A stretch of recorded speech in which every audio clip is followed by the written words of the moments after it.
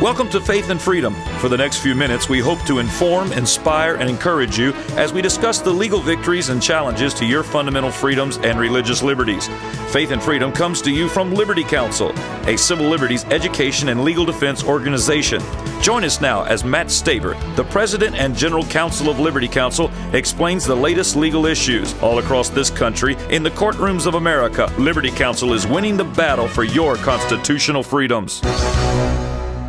More than any individual, Alfred Kinsey and now the Kinsey Institute has been responsible for undermining our laws regarding human sexuality and wreaking untold damage in America and around the world, and especially to children. We're going to be talking to an expert, Dr. Judith Reisman, who is joining us today.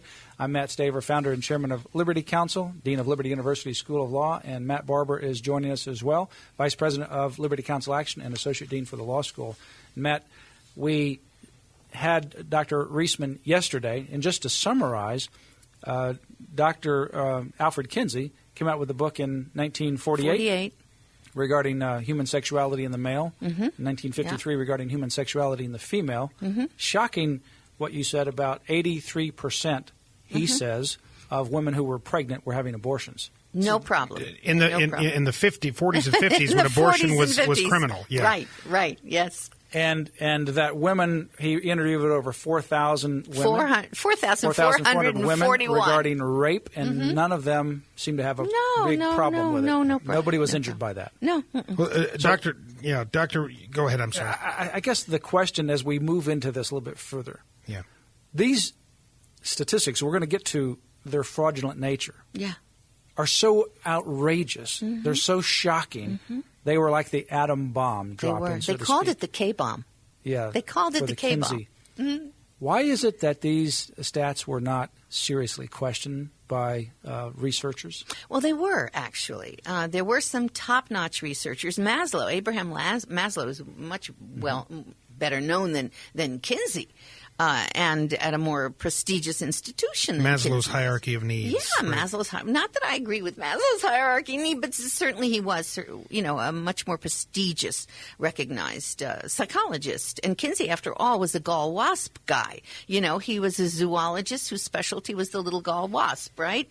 So, it's kind of a stretch to say that his experiences measuring the wingspread of a gall wasp, which is what he claimed he did, is the same as going around measuring human sexual behavior, which is what he claimed. Okay, so Maslow charged that this wasn't true. Several other major people said that it was.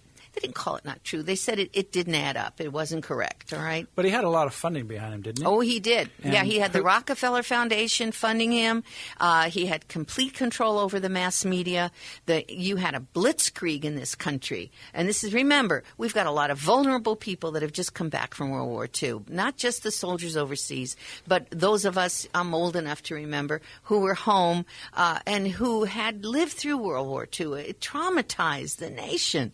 And here he steps in with these claims, and most of our adult population just didn't pay attention to that. They were going about their business, trying to rebuild their lives. Well, the professors did, and the next thing we know, they're teaching Kinsey's data. They're writing about it. They're publishing. They're teaching these data in the classrooms at the university level. That creates then the entire new way of thinking. The sex, drugs, rock and roll, the baby boomers are imbibing this and believing it. Liberal academia has always been liberal academia. Yes, they were. Wasn't he essentially telling them what they wanted to hear, giving them the green light to teach and try to change the worldview and our culture and to fashion it after their own sexual relativist worldview? And didn't Kinsey state that part of his underlying mission, if not the central part of his underlying mission, was to undermine the Judeo-Christian sexual ethic? He was very frank about that. Yeah. Absolutely. It was to eliminate the repressive Judeo-Christian belief system that he said was responsible for our sex crimes, that he said was responsible for all of the troubles we had sexually. Now let's look at male homosexuality just as an example. We want to talk about children, and that is probably the most incredibly shocking aspect of what Kinsey did. We may not get to it on this program, but we'll do it later in the week. male homosexuality. He said that, 10 to 37% of 10 males. to 37%. And that's being quoted today in the law review journals that are still being published. And how did he come up with these statistics? Well, who was his so-called test subjects? Well, first of all, let's get really clear. Kinsey was having sex with the guys on his team. He hired very cute young men who did not have particularly strong academic credentials. He had them; they were draft dodgers. He got them excused from World War II service, right? And they served his interests in many ways. And so Kinsey was engaged in salacious activity with his own people. And then, naturally, what he did, most of our guys were in the service, remember that. Normal guys were in the service. Now, homosexuals were not in the service. They were not permitted to serve in those years. So he went to prisons. He got prisoners. He had 1,400 sex offenders that he talks about. He went to bars, to homosexual bars. He got those folks. And when you actually analyze the data, and when he collected his data, which was really during World War II, the bulk of his data during World War II, then you're looking at 80-some% of his people who are already either homosexual, prisoners, sex offenders, sexual deviants. They were absolutely but he represents his study group the average American as the male. average American male. Yeah, Joe College. That's a lie. That's Joe a complete College. misrepresentation. Of course it is. It's fraud is what it is. And it's legally prosecutable, I am sure, since the Kinsey Institute continues to cover it up and to spread those lies. Well, since the post-Kinsey era, he said that the Judeo-Christian sexual ethic was responsible for sex crimes, for STDs, and so forth. Right. What has happened post-Kinsey relative to sex crimes and sexually transmitted disease, teen pregnancy, and so forth? Well, I find it so interesting because there was big research done at Indiana University during his time on venereal disease, and they came up with maybe under 1% of those college students had a venereal disease, all right? And we're looking now at what percentage in terms of VD? We're talking about inoculating or vaccinating newborn infants. So for STDs, we've gone. That's right. We've gone from the 2 that we had during World War II, which was syphilis and gonorrhea, to now we're up to about 25, 27. I can't keep up of venereal diseases. And some of them deadly. Deadly, absolutely. Of course, had we had AIDS rampant during Kinsey? Of course not. Were there a few people who maybe had something like that? It's very possible. Did we have herpes during Kinsey's era? We might have had a few people, of course, but we did not have a pandemic. So no, since Kinsey, obviously, as we have been using sex education in the classroom, training our children on the Kinsey model, and there was no other model that is accepted as institutional.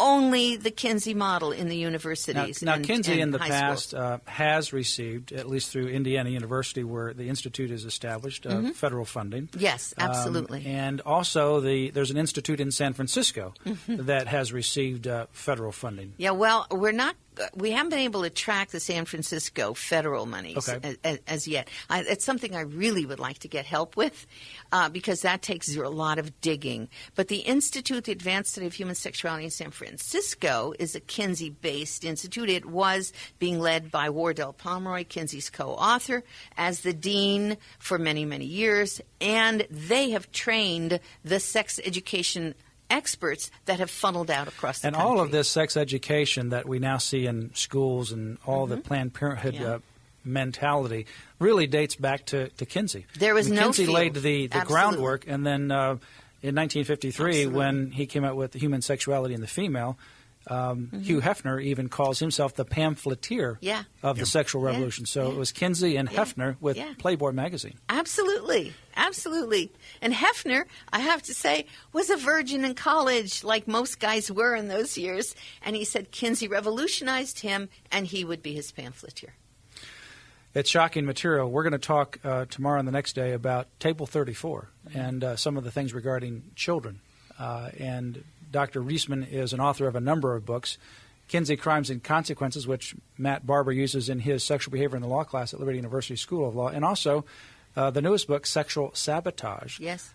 For more information, you can call 1-800-671-1776 or go to Liberty Counsel's website at lc.org. The next 2 days, we're going to continue our discussion regarding Alfred Kinsey and the impact that it has had on human sexuality and morality around the world. We're talking to the world's renowned expert on Kinsey, Dr. Judith Reisman. You can text us at 20222, 20222, and in the subject line put down LC to give Liberty Counsel a $10 credit card contribution. You can also go to our facebook.com/Liberty Counsel to become a fan of our Facebook. For more information, visit our website at lc.org. You can also order my book, Take Back America. You have been listening to Matt Staver of Liberty Counsel. Our hope is to encourage and inspire you to stand up for your faith, family, and freedoms. We can accomplish a lot when we work together. Get informed and get involved today. Sign up for our free monthly newsletter, The Liberator. We will send it out to you free of charge. Stay informed with our Liberty Alert email update. Just click on the website at www.lc.org or call us at 1-800-671-1776. Tune in next time to learn more about your rights right here on Faith and Freedom.